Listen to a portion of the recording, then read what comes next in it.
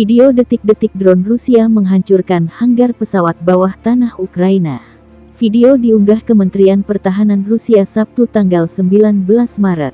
Dalam rekaman tampak detik-detik penghancuran gudang dengan senjata angkatan bersenjata Ukraina oleh serangan senjata rudal presisi tinggi.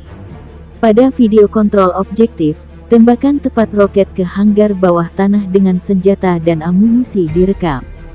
Puluhan tentara Ukraina yang selamat dari serangan rudal ini terekam berhamburan keluar mencari perlindungan. Dalam 24 jam terakhir Angkatan Udara Rusia dan unit penerbangan taktis operasional, tentara, dan UAV menghantam 69 aset militer angkatan bersenjata Ukraina.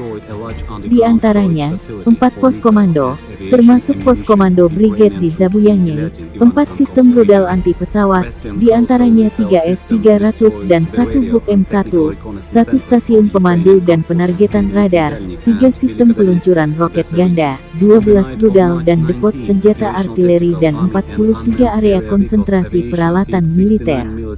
Selain itu, sarana pertahanan udara Angkatan Udara Rusia menembak jatuh 12 kendaraan udara tak berawak Ukraina di udara.